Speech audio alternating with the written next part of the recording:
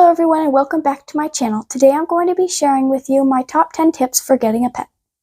The reason why I wanted to make this video is because a lot of people go out and get pets and then a couple weeks later they decide they don't actually want it and they really thought they wanted a pet and then something happened and they just decide they don't really like it anymore. It's too much work or something like that. There's also a lot of cases where someone goes out and gets a pet and they bring it home and they do everything the pet store tells them to do, and then somehow or other their pet just doesn't make it through and they don't know what they did wrong and they're really sad, and so they decide just to forget about pets and never try it again. You've probably heard these stories many times. I know I certainly have, but that's why I'm making this video today, to help you get your first pet, or if you've had one of these stories happen to you, try again. So hopefully this video will help you in getting your pet and successfully owning it, at least past the first couple months or something like that. But yeah, successfully owning a pet without it dying on you or you bringing it back or deciding you didn't like it. So yeah, hopefully this video will help you decide if you really want a pet, or you really want to try again, or this is your first time and this will just help you keep your pet alive and healthy and happy. My first tip is, are you in the right position to get a pet? So if you have like a small house, a job that takes almost all of your day, or maybe lots of little kids that might try to hurt a pet or something like that, then you're probably not in a position to get a pet. So before you go out and decide you want a pet, you want to make sure you are in the position to get a pet. So make sure you have enough money, make sure you have the space, make sure you have the time. Pets do require some time, even if it's just a very easy pet like fish or something. But yeah, and also make sure you don't have anybody in the house that will hurt the pet, or maybe make sure you have make sure you get the right pet so that it doesn't get hurt by accident, because if you do have small children, sometimes they just don't understand and they'll just accidentally hurt the pet and they don't really know what they're doing. So make sure you're in the position to get a pet before you go out and decide you want one. So my next tip is, do you really actually want a pet? And this one might sound funny to a lot of people, and I'm not saying that you shouldn't have a pet, but there's a lot of people that think they want a pet just because they saw their friends had a pet, or they think it's cool, or maybe their brothers and sisters have pets or something like that. And I've seen this a lot happen too, where they get their pet and they think it's really cool, and then they decide they didn't know how much work it was. So I've seen this happen a lot. So before you go and get a pet, make sure you actually want one. So if you just think it's cool or your friends have it, then that probably means that you don't actually really want a pet. You just think you do. And there's a lot of times where you just think you want a pet and you don't actually know how much work it is, or if you really do want it.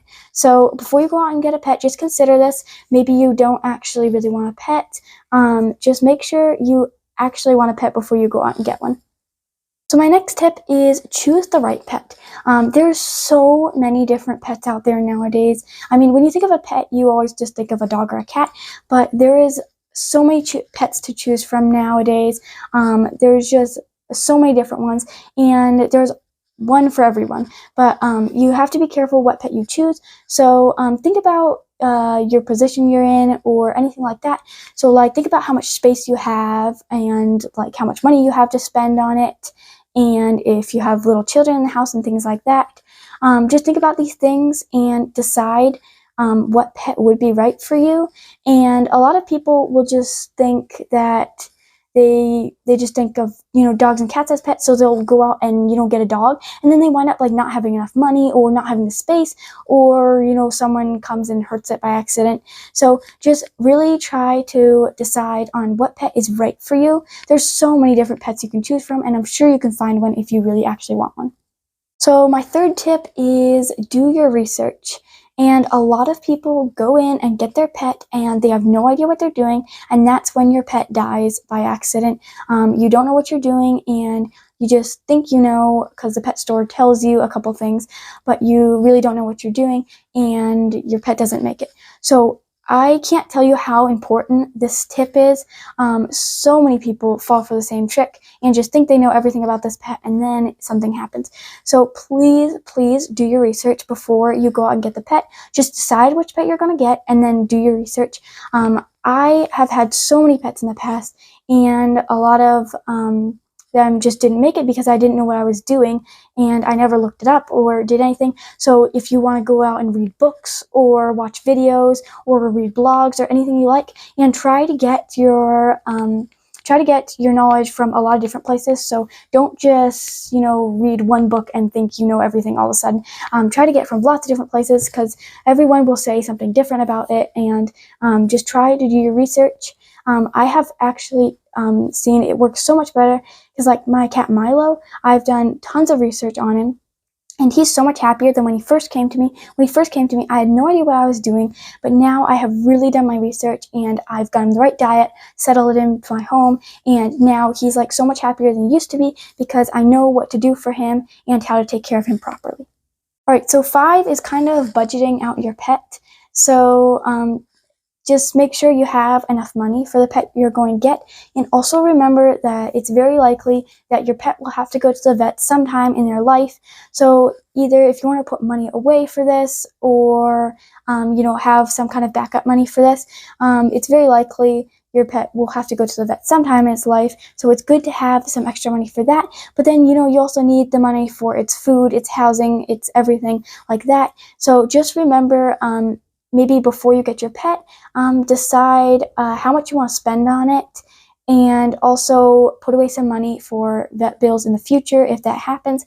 A lot of people will just not put money aside, and they will, something happens to their pet, and then they don't have enough money to pay for it, and that's when they have to get rid of it so that someone else can pay for surgeries or anything else that they need. So yeah, this is very important to have some extra money just in case, because it's very likely your pet will get hurt sometime.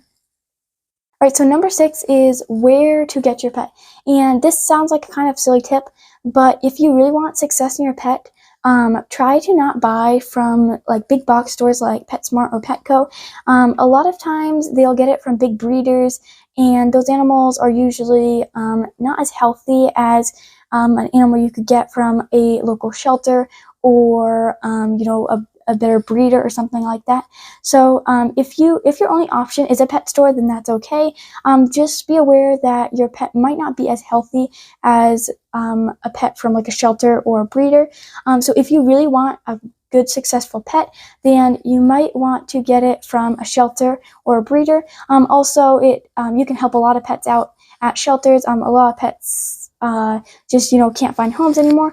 I actually got my Milo and my 3 guinea pigs from just rehoming situations. A lot of people, have to move or something like that, and they just can't keep their pet anymore, and that seems to work really well for me. So if you want to go on like Pet Finder or Craigslist, or the Facebook or something like that, and see if you can find anyone who's just rehoming their pets, because that seems to happen a lot. That's where I got Milo. Someone was just trying to rehome him, and so I just took him. But yeah, it seems like usually that pet will be healthier and a lot happier, and so then you have a much healthier pet. So yeah, if your only option is pet stores, that's fine. Go ahead and do it. But I just recommend trying and seeing if you can find somewhere else that would sell them to you first. So my 7th tip is how to convince your family. A lot of people just don't like pets, and that's totally understandable. They are a lot of work. They can be kind of disgusting sometimes, but a lot of people just don't like them, and usually one of your family members isn't going to want you to get a pet and is going to try to stop you as much as possible. So if you want to convince your family to get a pet, the best way to do this is prove to them that you're responsible enough to get your own pet. So maybe pick up a chore around the house that you start doing every day, even if it's just your morning chores like making your bed or something. Just show them that you can do the same chore every day consistently without just stopping. Because when you have a pet, you can't just decide you don't want to feed it that day, because it just doesn't work like that. So prove to your parents that you can do that. Also, try to tell them how much this pet is going to be, so budget it out. show them how much is this going to cost, or if you can pay for it yourself, that's great too. But yeah, just show how much you can spend on it, and also try to do your research and show them that you really are responsible and know about this pet before you go and get it. So I find these are the best ways.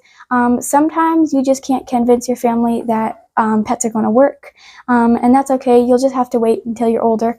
But I actually couldn't convince my family at first, but finally they came around to it, and I finally got Milo and the guinea pigs. So my 8th tip is having someone ready to take care of your pet if something happened to you, or even if you're just going on a trip.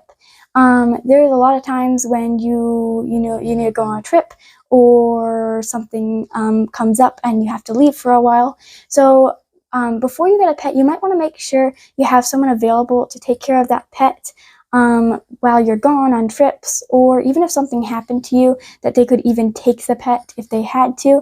Hopefully this wouldn't have to happen, but if you need to, if that does happen, then at least you have someone that will take care of your pet until they can find a better home for it or something like that.